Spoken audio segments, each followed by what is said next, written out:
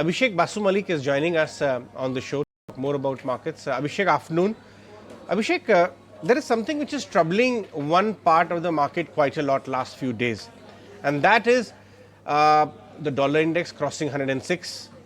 In fact, last 5 days we've seen FIS selling get accelerated, and the fear is that it may get even further accelerated from here on. And plus the rising bond yields in US.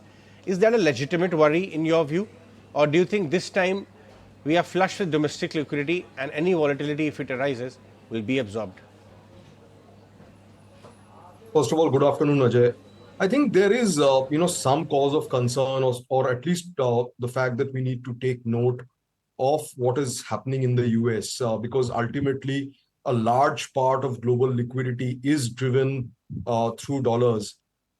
So, we should not say that because we will have so much of liquidity coming in, everything is going to be fine.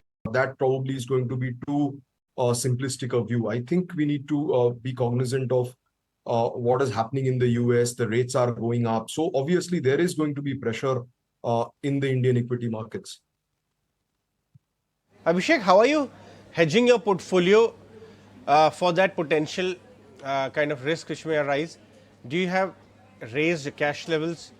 Are you not buying anything fresh at these levels, only studying, and will buy only at a pullback? How are you managing your portfolio? So mainly we've sort of stayed put, with what we have. We keep researching different industries, different stocks at all points in time.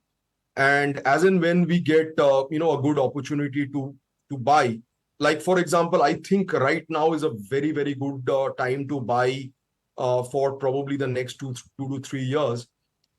Right now, as in now, probably till the end of the year, maybe till before elections next year. So the next 7, 8 months, 10 months is likely to be a good opportunity to buy.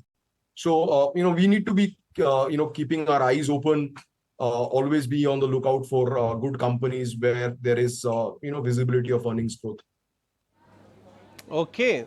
What are you reading and researching right now, Abhishek? Basically, reading up a lot on the insurance sector. I think it's been, not talked about. Everybody has forgotten about the sector. The stocks have not done anything.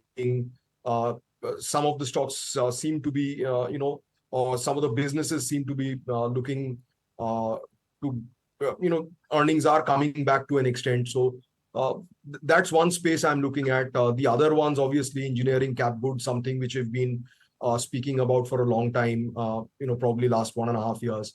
That continues to be very interesting for me. Pharma looks very interesting once more. I think we are getting back. The other sector is obviously auto ancillaries. Again, things are looking much better. So these are the basic areas that I'm looking at.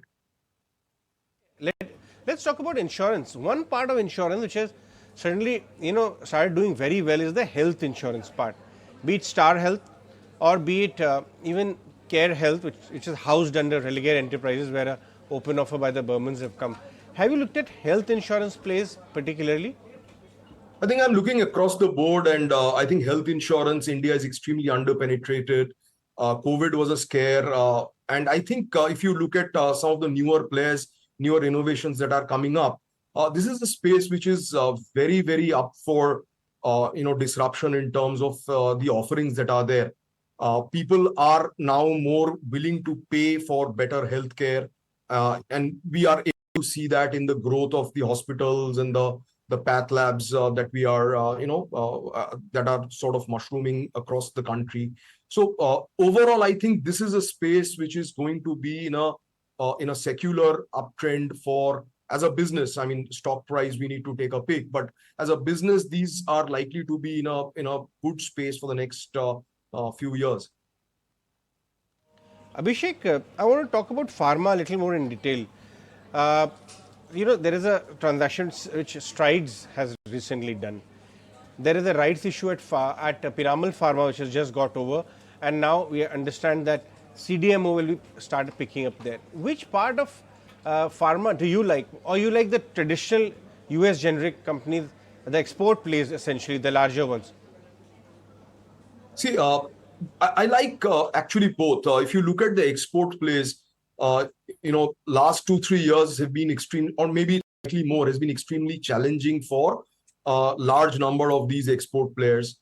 Uh, the other part is there are some companies which focus not only on the US market but predominantly in Europe, Africa, LATAM. So there are spaces which are more or less white spaces in the pharma basket which we could look at.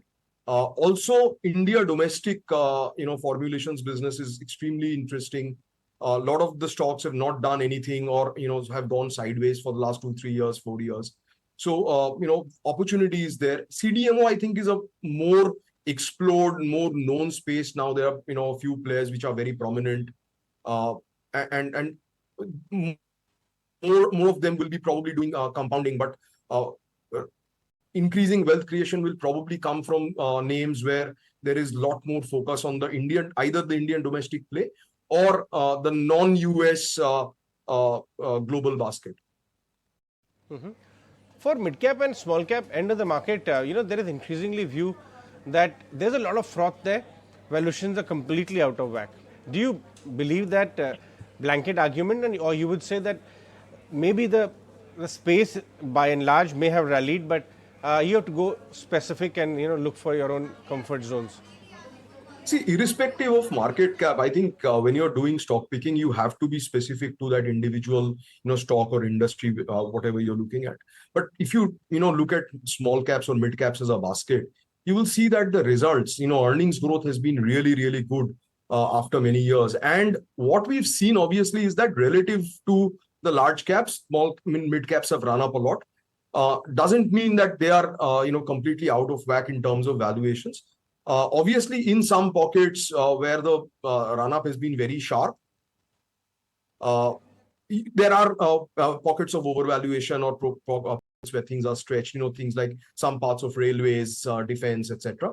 But if what we need as investors, we need to look at is where there is a lot of run-up with no earnings growth coming through. I think that in conjunction is what we need to look at. If earnings growth is coming through, and some of these small caps, mid caps are delivering 30, 40, 50% earnings growth, then paying up is not a very bad option.